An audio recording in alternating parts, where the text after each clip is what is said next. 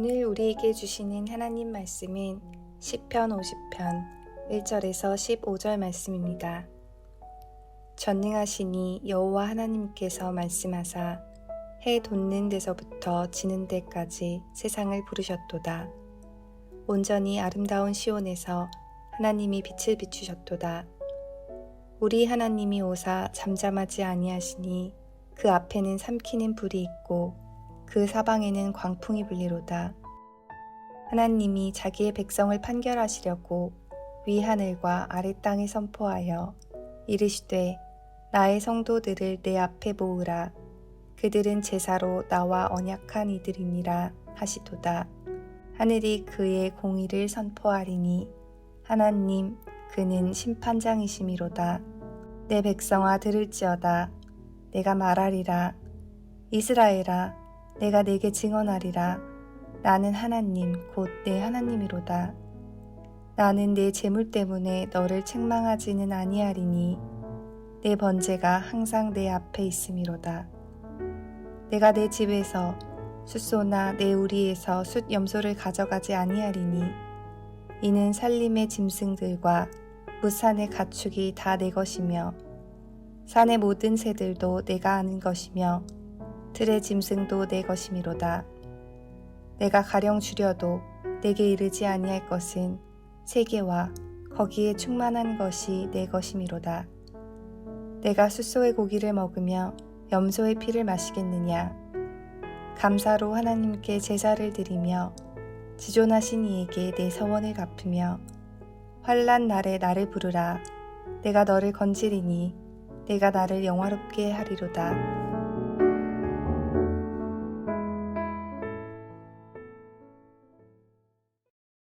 시편 50편은 찬양대의 지휘자로 알려진 아삽의 시입니다.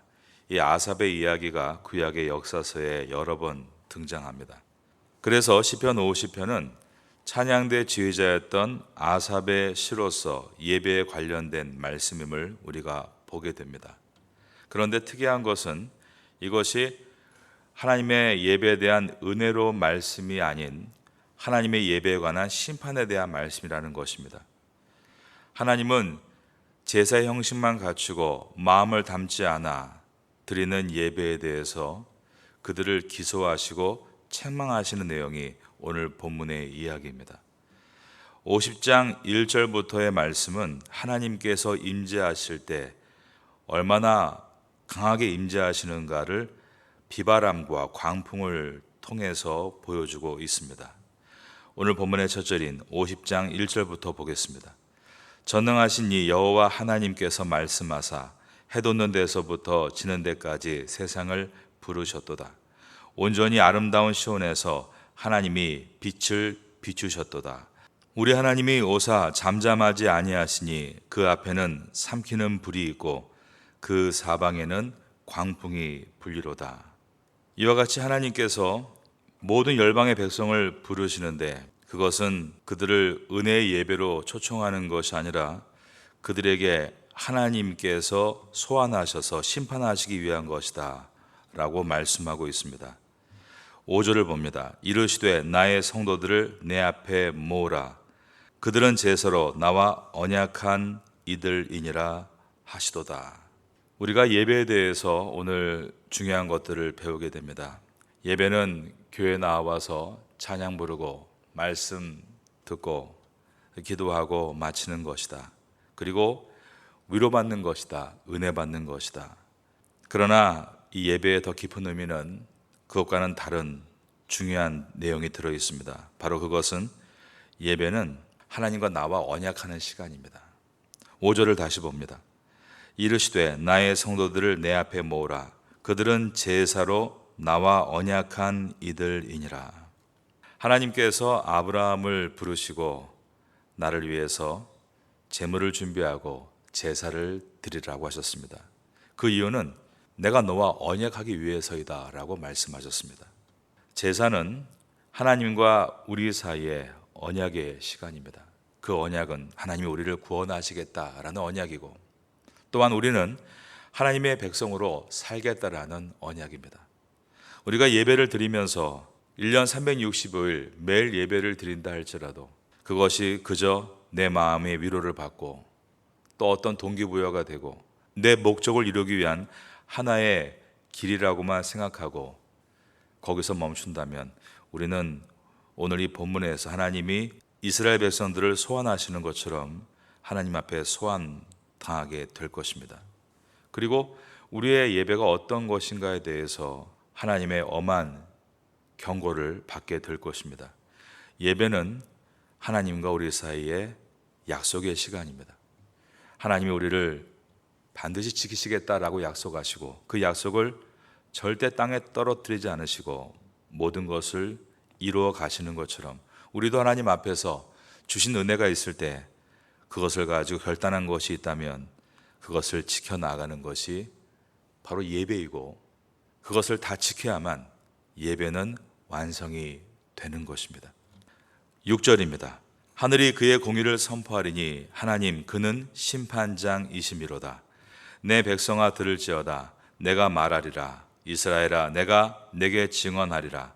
나는 하나님 곧 내 하나님이로다.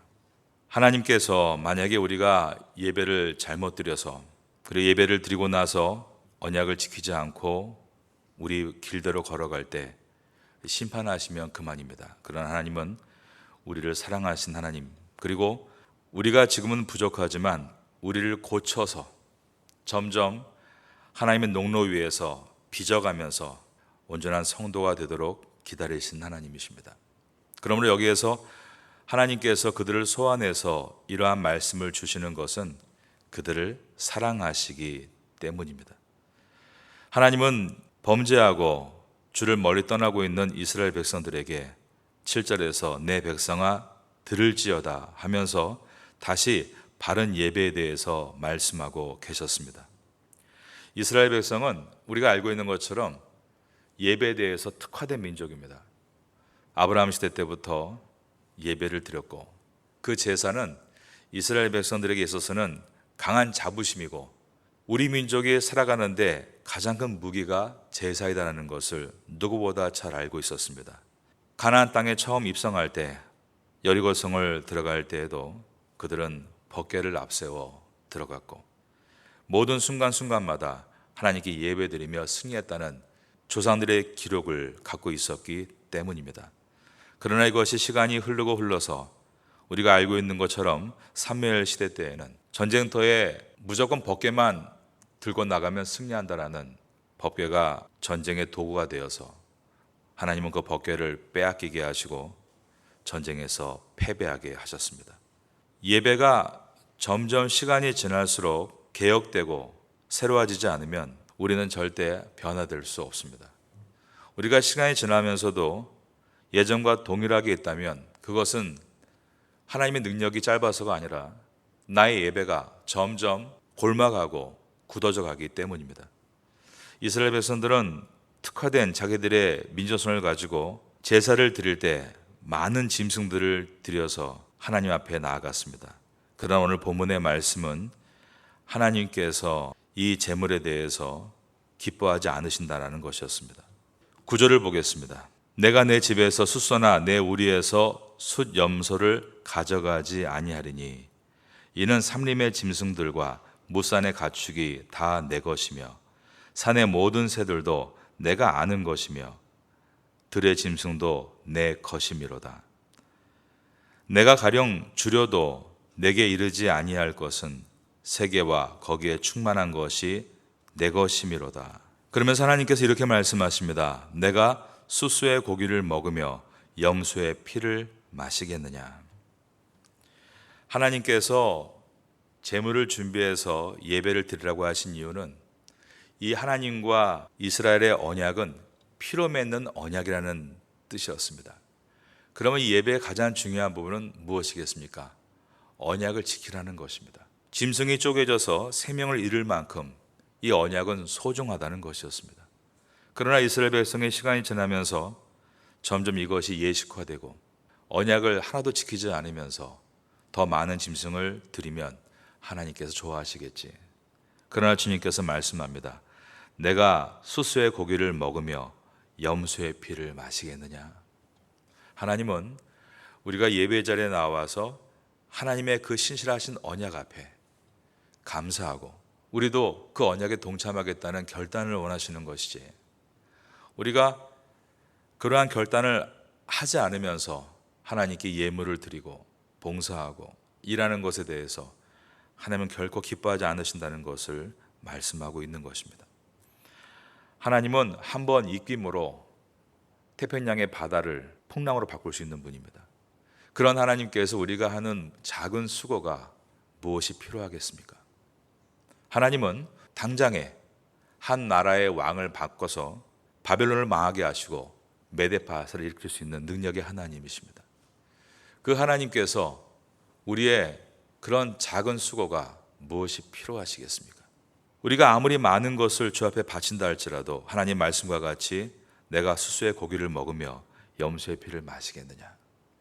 이 예배의 진정한 의미는 그것이 아니라 하나님과 백성 간의 언약의 시간이며, 예배를 통하여 백성은 하나님의 약속을 다시 붙들고 또한 내가 지켜야 될 약속을 다짐하고 돌아가는 것이 예배이다라고 말씀하고 있는 것입니다. 여러분들은 예배에 나와서 말씀을 들을 때 하나님이 나에게 주시는 레마가 있습니다. 그러면 결단이 이루어졌다면 거기서 멈추지 말고 그것을 삶에서 이루어 나갈 수 있는 성도가 되시기를 예수님의 이름으로 축원합니다.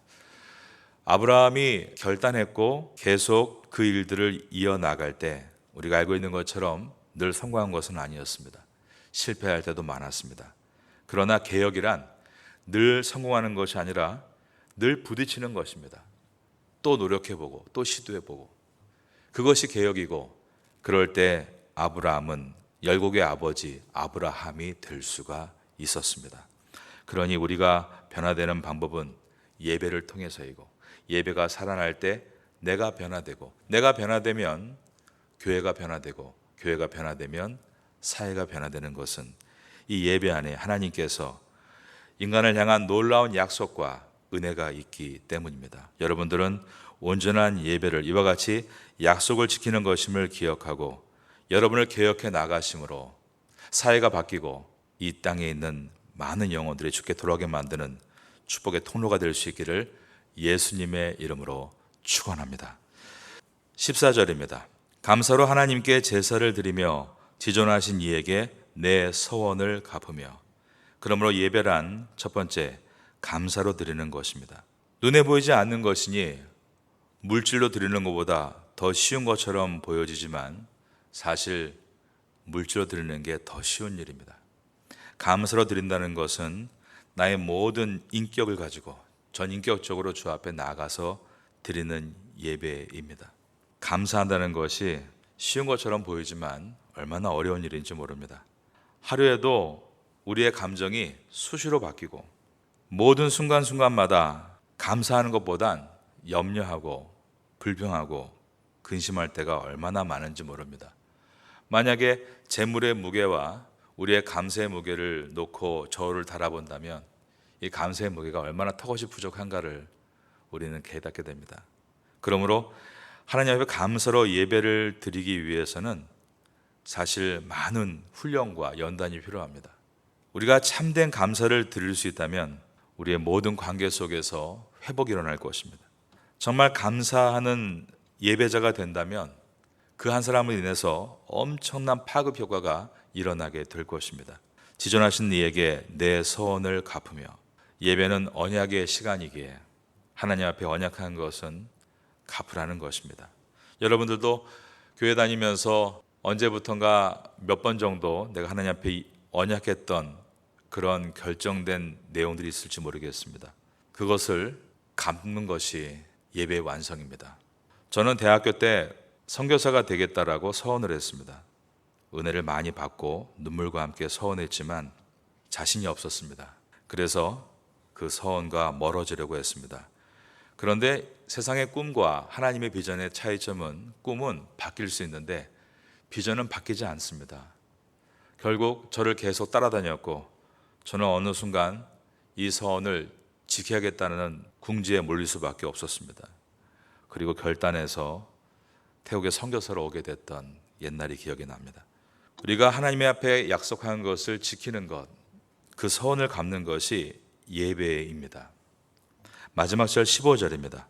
환난 날에 나를 부르라. 내가 너를 건지리니 내가 나를 영화롭게 하리로다.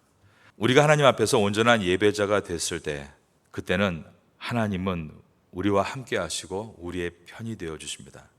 이것이 구약의 역사입니다. 온전한 예배자로 설 때 어느 누구도 이스라엘을 붙들어서 끌고 갈 수 없었습니다. 환난 날에 그가 혼자 있다 할지라도 메마른 광야에서 하나님의 함께 하심으로 그들은 구원을 얻었습니다. 세상에 많은 환난이 불어닥치고 있습니다. 그러나 그 환난 날에도 예배자는 하나님과 함께함으로 승리하게 될 것입니다. 우리 성도의 목표는 이 땅에서 믿음을 잘 지켜나가고 마지막에 하나님의 나라에 들어가는 데 있습니다. 여행자입니다. 그래서 우리를 필그림이다, 순례자라고 부르는 것입니다. 순례자의 가장 중요한 요건은 무엇입니까? 바로 예배자의 삶입니다. 오늘도 여러분의 일터가 여러분의 필그림, 순례지인 것을 기억하고 그 땅에서 예배하며 주님의 비전과 함께 걸어갈 수 있는 성도가 될 수 있기를 예수님의 이름으로 축원합니다.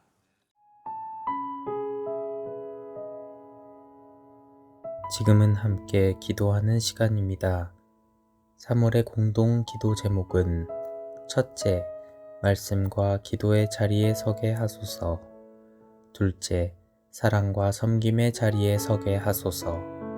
셋째, 고난주간 말씀 사경회를 잘 준비하게 하소서. 넷째, 부활주일 세례 예식을 잘 준비하게 하소서. 말씀을 붙잡고 기도하는 귀한 시간 되시기를 소망합니다.